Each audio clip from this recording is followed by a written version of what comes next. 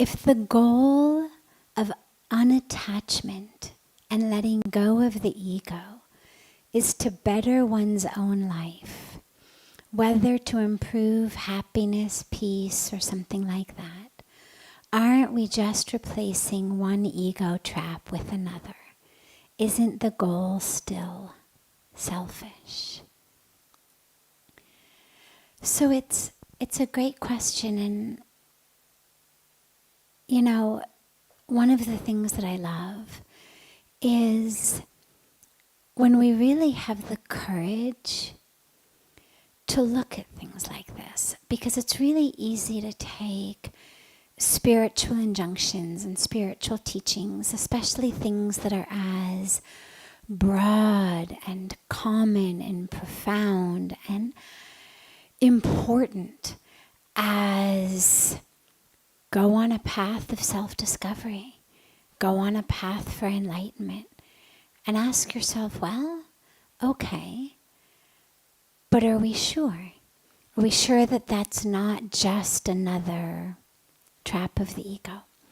So here's where the answer lies. And yes, it isn't just another trap for the ego, but as the questioner asked it with sincerity, I assume, we should look at it with sincerity. And really the distinction lies in what we're identifying as self.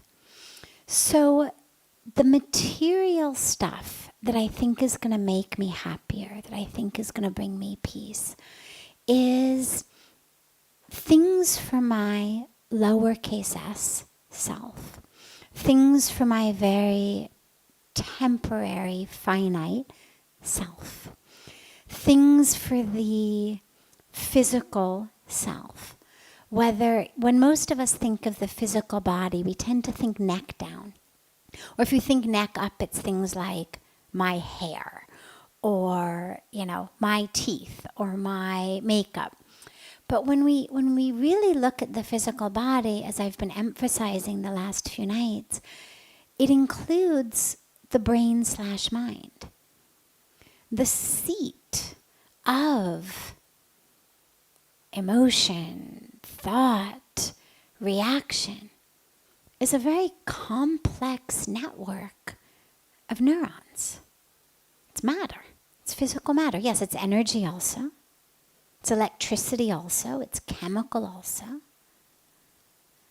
But in the matter versus spirit, or matter compared to spirit, it definitely falls on the matter side of the spectrum. It's definitely physical body rather than soul.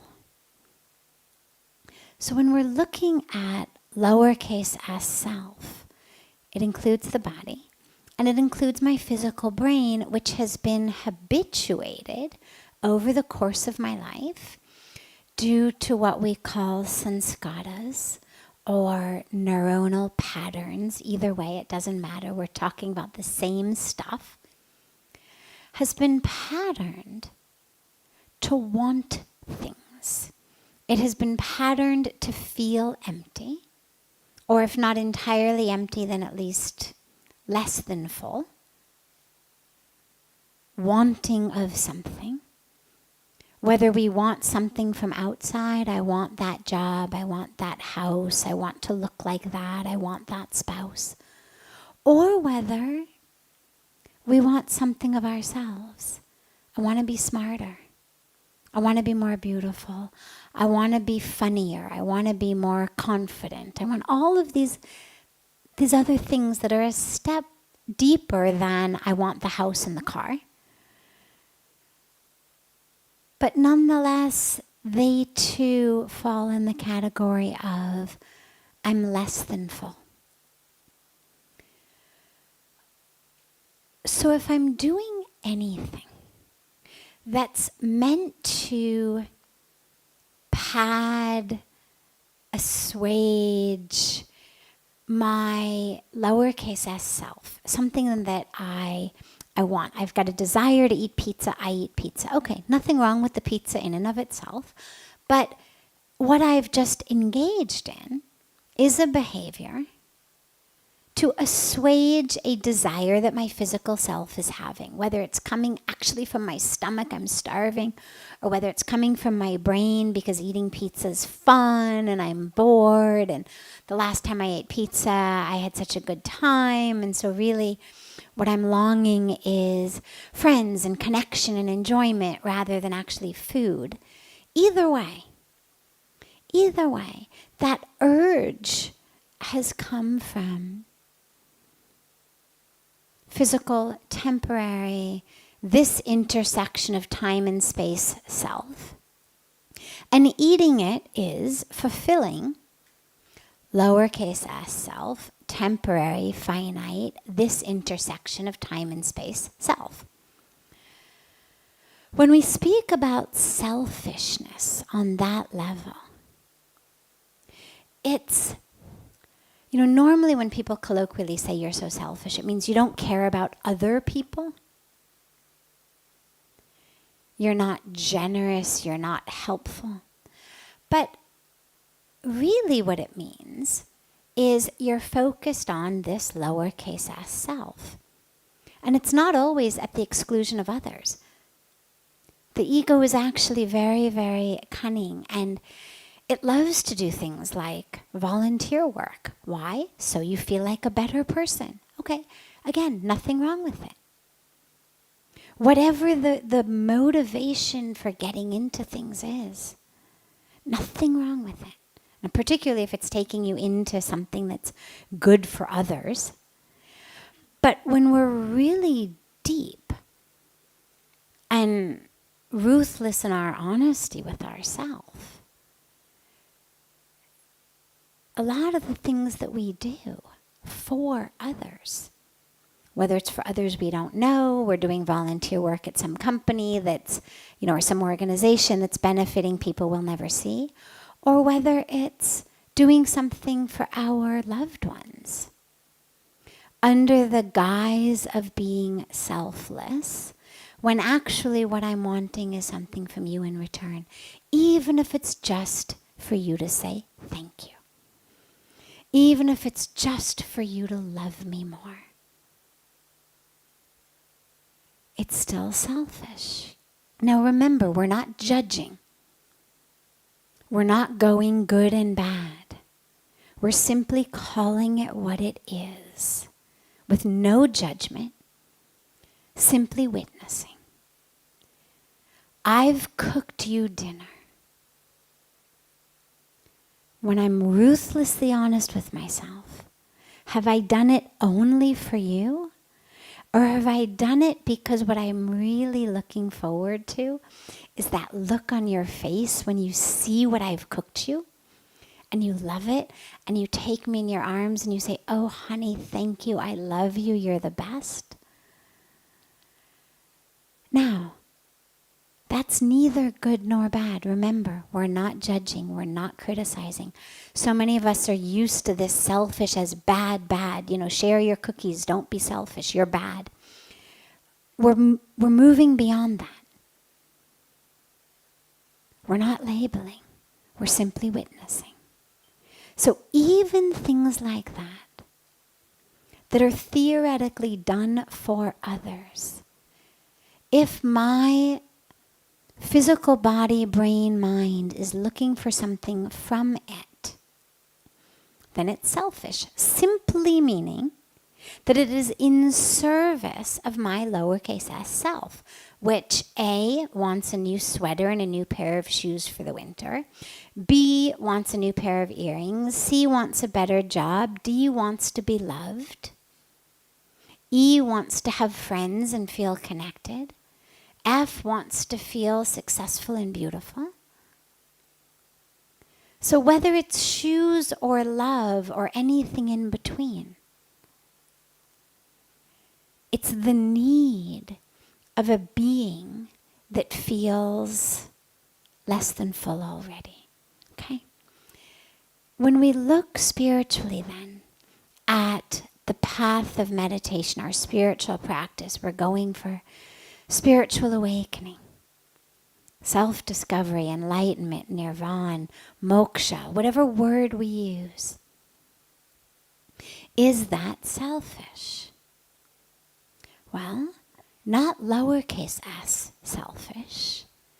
It's capital S selfish. Again, remember we're not judging. Yeah, it is selfish, but it's capital S selfish, which is in service of my higher self. So I'm not padding the physical body, I'm not padding the ego, I'm not responding to desires that come from my neuronal networks or my stomach or my sexual organs.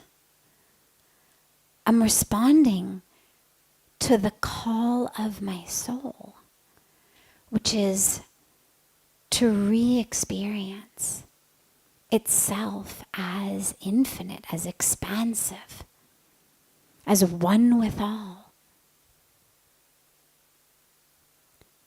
So when we allow ourselves to remove labels of good and bad, it makes things a lot easier to understand, because if we go into it with selfish is bad, then yeah, it becomes very confusing. Well, isn't it selfish? Yes, it is selfish. Well, isn't it bad? No, it's not bad. It's exactly perfect. That's the point. The point is, the reason we are here is to experience that capital S self. Now, here's the other interesting aspect in terms of doing for others.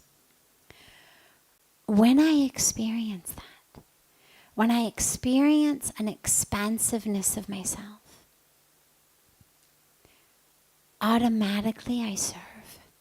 And I serve because as myself expands, it doesn't expand into empty space. It expands right over here into Trish, and right over here into the women sitting next to her, and it keeps expanding and expanding into the world around me.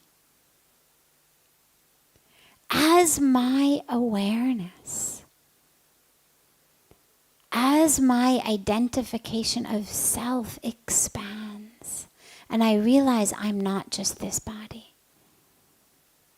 but actually I'm connected to all of creation, then yeah, it begins with the people around us, and you're able to look more deeply into people's eyes and have a sense of, yeah, because you're able to see the self and all. And then slowly, slowly, slowly it becomes people who aren't necessarily in front of you.